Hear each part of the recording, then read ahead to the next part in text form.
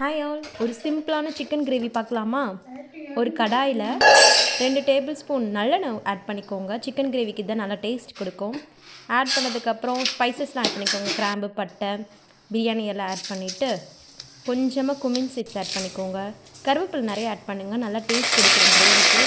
நல்லா அது பொரிஞ்சோன்னு 2 பச்சை மிளகா ஸ்பைசஸ்க்காக ஆட் பண்ணிக்கோங்க. உங்களுக்கு ரொம்ப உரப்பு சாப்பிட மாட்டேங்க அப்படின்னா ஒரு பச்சை மிளகா ஆட் பண்ணிக்கோங்க. 2 ஆனியன், 2 டொமேட்டோ, அப்புறம் கொஞ்சமாக வெங்காயம், சின்ன வெங்காயத்தை ஆட் பண்ணிக்கோங்க. கிரேவி செம்மையாக இருக்கும். நல்லா சாட்டே பண்ணிக்கோங்க, நல்லா ஒரு ரெட்டிஷ் கலரில் வர அளவுக்கு. அது சீக்கிரம் வேகிறதுக்காக ஒரு டேபிள் ஸ்பூன் ஆஃப் சால்ட்டு இது கூட ஆட் பண்ணிக்கோங்க. நல்லா மிக்ஸ் பண்ணிவிட்டு வேக வச்சுக்கோங்க. இந்த கிரேவி எடுத்துக்கிட்டோம் அப்படின்னா சப்பாத்தி, ரசம், சாம்பார், இட்லி எல்லாத்துக்குமே இந்த காம்பினேஷன் அட்டகாசமாக இருக்கும். ட்ரை பண்ணி பார்த்துட்டு சொல்லுங்கள். இது நல்லா வெந்ததுக்கப்புறம் நம்ம ஒரு 2 tablespoon of ginger garlic paste add பண்ணிக்கோங்க. எது ஸ்மெல் போகிற அளவுக்கு நல்லா வதக்கிக்கோங்க.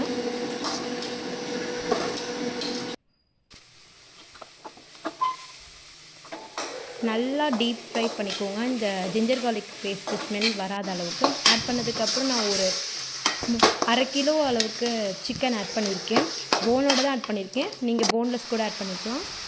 நல்லா இந்த கிரேவியோடு ஆட் பண்ணி ஒரு 5 மினிட்ஸ் நல்லா இந்த கிரேவி கூட மிக்ஸ் பண்ணி வச்சுருங்க. லைட்டாக அதுவே தண்ணி விடும். விட்டதுக்கப்புறம் சால்ட்டு கம்மியாக இருக்குனால நான் ஒரு டேபிள் ஸ்பூன் ஆட் பண்ணியிருக்கேன். உங்களுக்கு எப்படி கம்ஃபர்டபுளோ அதை பார்த்துட்டு நீங்களும் ஒரு டேபிள் ஸ்பூன் சால்ட் ஆட் பண்ணிக்கோங்க. அப்புறம் நம்ம மசாலாஸ் ஆட் பண்ணலாம். 1/2 டேபிள் ஸ்பூன் நம்ம டர்மரிக் ஆட் பண்ணிக்கோங்க. Then 2 tablespoon chilli powder add பண்ணிக்கோங்க. ரொம்ப உரப்பு சாப்பிட மாட்டிங்கன்னா 1.5 ஸ்பூன் ஆட் பண்ணிக்கோங்க. மல்லித்தூள் ஆட் பண்ணிக்கோங்க. மல்லித்தூள் நான் 2 ஸ்பூன் போட்டிருக்கேன். இது போட்டோம் அப்படின்னா கிரேவி சுக்கா மாதிரி டேஸ்ட் நல்லா கொடுக்கும். ஸோ நான் 2 டேபிள் ஸ்பூன் போட்டிருக்கேன். உங்களோட கம்ஃபர்டபுள் எப்படி பார்த்துக்கோங்க. இதை நல்லா மிக்ஸ் பண்ணிக்கோங்க. ஒரு 2 to 3 மினிட்ஸ் நல்லா அந்த சிக்கனோட இந்த டேஸ்ட் நல்லா மிக்ஸ் ஆகட்டும். மிக்ஸ் ஆனதுக்கு அப்புறம் நான் ஒரு கொஞ்சமாக மிளகுத்தூள் ஆட் பண்ணிக்கிறேன். மிளகுத்தூள் நல்லா மிக்ஸ் பண்ணி விட்டுக்கோங்க. நல்லா மிக்ஸ் பண்ணதுக்கப்புறம் 2 டம்ளர் வாட்டர் நான் ஆட் பண்ணியிருக்கேன்.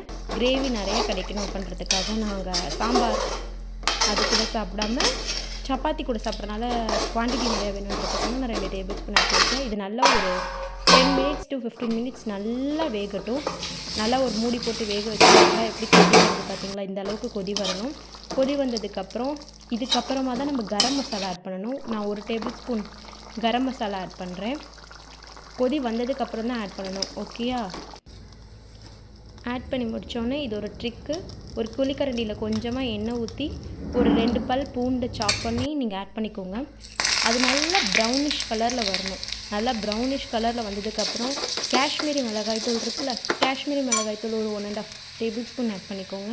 ஆட் பண்ணிவிட்டு நம்மளோட சிக்கனில் ஆட் பண்ணிங்கன்னா நல்லா டேஸ்ட்டு கொடுக்கும். உங்களுக்கு கார்லிக் பிடிக்கலன்னா நீங்கள் ஆனியன் கூட இதே மாதிரி வெட்டி ஆட் பண்ணலாம். இதுவும் நல்லா டேஸ்ட்டு கொடுக்கும். எனக்கு இந்த பர்சனலாக இந்த டேஸ்ட் பிடிக்கிறதுனால இதை நான் ஆட் பண்ணி பார்க்குறேன். உங்களுக்கு இந்த ஆயிலை விட நீங்கள் கோகனட் ஆயில் கூட ஆட் பண்ணி பார்க்கலாம். அது நல்லா கேரளா ஸ்டைலில் இருக்கும். இது நல்லா ஆட் பண்ணதுக்கப்புறம் ஃபைனலாக நம்ம சாப் பண்ணி வச்சுருக்க கொத்தமல்லி ஆட் பண்ணி அடுத்து ஆஃப் பண்ணிடலாம். நம்மளோட சிக்கன் கிரேவி ரெடி.